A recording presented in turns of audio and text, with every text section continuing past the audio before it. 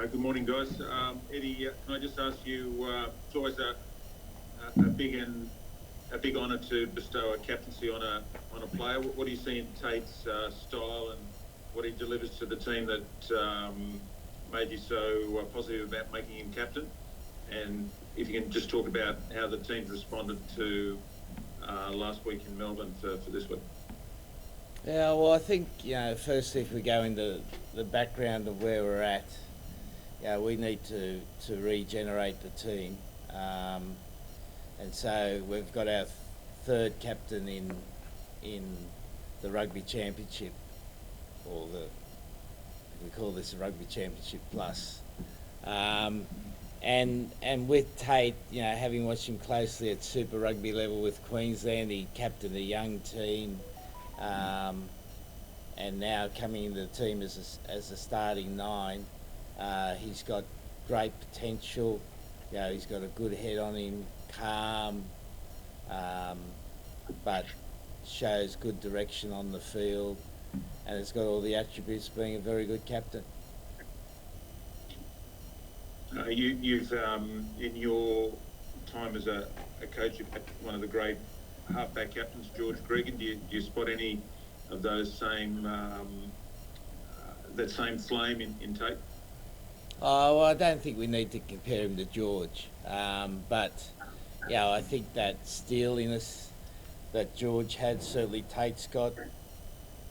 He's got a strong determination to win. He's a tough little bugger. Which are all good attributes of a captain at 9. And I guess I'll finish off asking you, Tate, an amazing honour to be bestowed the captaincy. What have you learned about the captaincy, being in charge of Queensland, and perhaps just tell us, is there any trade-off from your game to when you put all your energy into captaining a team? Is that something you've had to work out? I guess the difference, I've learned a lot the last 2 years, and I've learned a lot in the last month. Obviously, being here in this team, particularly from a leadership point of view, just how quickly we can solve problems is probably the biggest one I've learned. It's so easy to be a captain and criticise or pick up the negative parts of a game, particularly given how poor the Queensland Reds played the last 2 years. So for me, every day was a bit of a challenge. There was a lot going on in the background as well, but I guess to where I am now, that's prepared me to step into this role. And like Eddie's talking about, there's been 4 captains. I'm the 4th captain in 4 games. So that just speaks of, I guess, the quality I have around me in that space and the amount of people that have helped me in that role. So, and it's the same. I'll go out there with guys like Samu, who I've played a lot with, who's captained the Reds, and has been by my side in this leadership journey. Andrew Callaway at the back. So I've got a lot of people around me to help me support and play my best footy. So like you're talking about there around putting all my energy into the leadership, it's a pretty easy piece when I've got those players around me. Okay, thanks, Tate. Eddie, you're talking about a new era. Is this captaincy move just for this test only, or does it signal something perhaps more long-term? Well, we're definitely remodelling the team.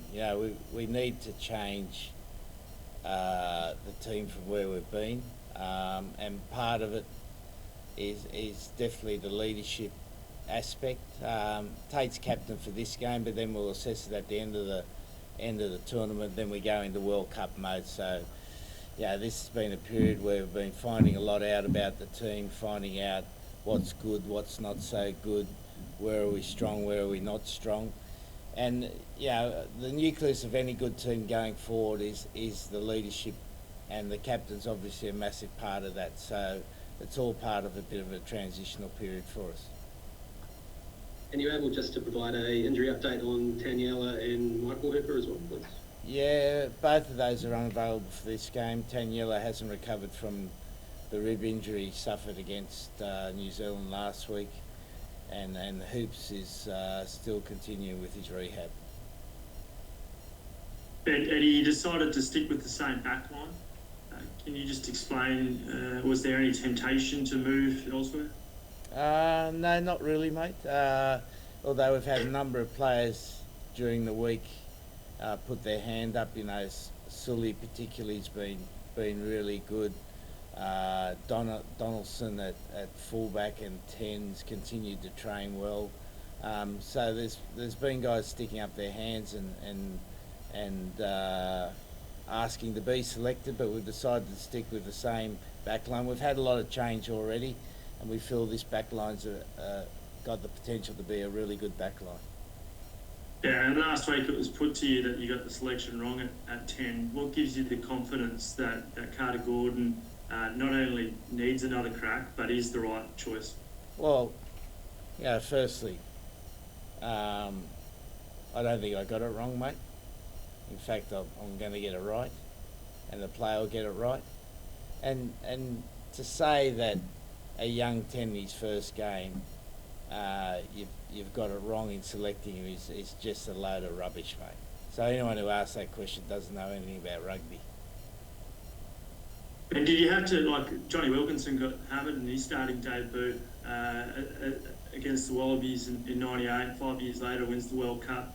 Is there a history of needing to back your young 10s? Well, if you know anything about rugby, you know that 10s need time in the seat. Like, if you don't know anything about rugby, don't talk to me. G'day Eddie, g'day Tate.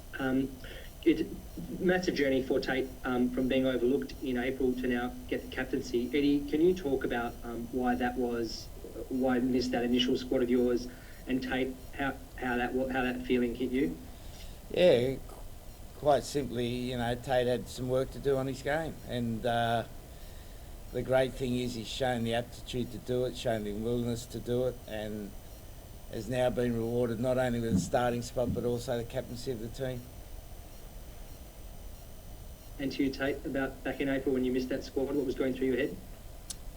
Yeah, obviously, I knew better than most, and me and Eddie spoke about it around my performance just wasn't good enough. Particularly when you're playing for your country, you can't afford to dish that out at Super Rugby level, and particularly being the captain of my state, it was disappointing. So, yeah, of course I was disappointed, but it gave me the time to work on that stuff, time to freshen up and time to get stuck into what I needed to work on. So, yeah, mate, it was good. It was good, and my form off the back of that announcement, had an immediate change. Do you want to be more specific about that stuff, or is that in-house? You want to keep that private? As in what I needed to work on? Yeah. Yeah, I spoke about it before a little bit. I tend to, particularly as the captain, look at the negative parts of my game or negative parts of the whole team game. So I guess taking a step back from that and looking at how we can actually grow, how we can develop as a side, and then individually how I can continue to grow on all aspects of my game. So kick, pass, and the run side as well. So, mate, it's not just one thing. It was a bundle of things, and but yeah, it gave me the time to kind of nitpick through that. Just finally from me, I'm flying down today, but did you train in the snow yesterday? It was an absolute blizzard by all reports. It looked crazy. We trained, I tell you, there was plenty of sheep in the paddock. Thank you. Anything further online, guys? Sorry, Pato, Yeah, Eddie, I suppose looking at the halves, but more broadly, you've got 2 games now before the start of the World Cup. Can we read into the teams you're picking now as this is getting closer to the team you want to start to the World Cup, or are you still in a trial phase? Well, you can read into it that this is the best team to play against New Zealand this Saturday. Okay, and just quickly, can you run us through your thoughts in the back row there? You've brought Fraser McWright back into the 7 and Tom's gone across to 6. Yeah, really happy with Tom last week. His work rate in that game was incredible at 7. I don't think we've seen anything for a long period of time. If you look at the GPS of the game from last week, that's one of the highest volume games I've coached in. I think the ball in play was 44 minutes, and Hooper had something like an average of 2 accelerations per minute.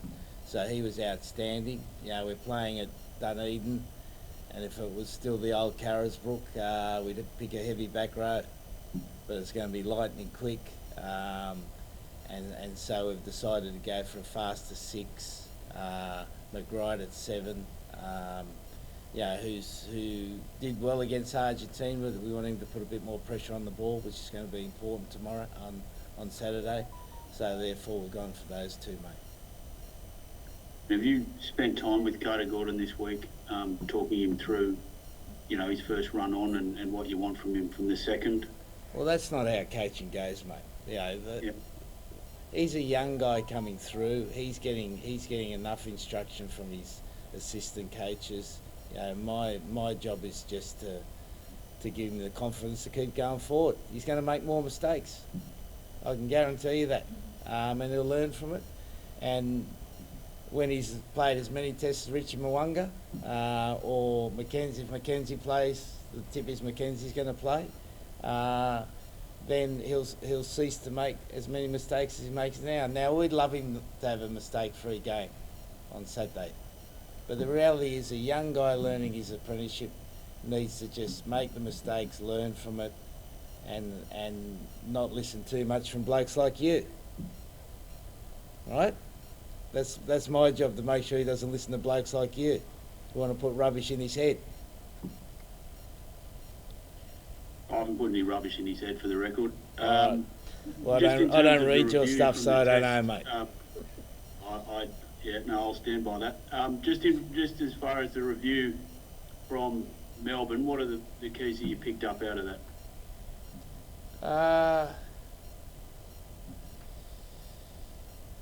Look, if you break the game down into 4 segments, 0 to 30, we were very good. 10 to 40, 30 to 40 were terrible. 40 to 60 we were pretty good again without converting that to points. And 60 to 80 we were terrible. So we were a bit like, a kite in the sky. When the wind blows high, we're going well. When it's not blowing well, we can't cope. So we just got to get a bit more consistency in our game. And part of it is we've got a young team. We've got a really young team. I think this is the 7th youngest team picked in the professional era. And we're going to have a bit of up and down. But what I liked about the team was how hard we competed at the start of each half.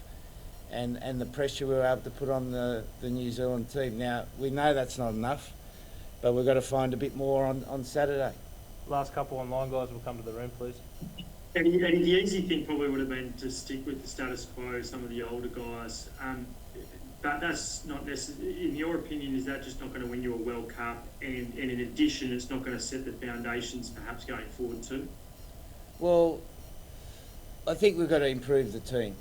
And we've decided I've decided to improve the team through promoting the young players. And that doesn't mean the senior players haven't got a crucial role to play. If you have a look at our team on the weekend, we've got 274 caps, I think, in the starting 15. And we've got 260 caps in three players on the finishing bench. So that gives you an indication of where the team is. And we need to keep progressing this young team forward. And we feel they can be a team that's capable of winning big games consistently. And at the moment, we're going to go through a bit of up and down as we get there.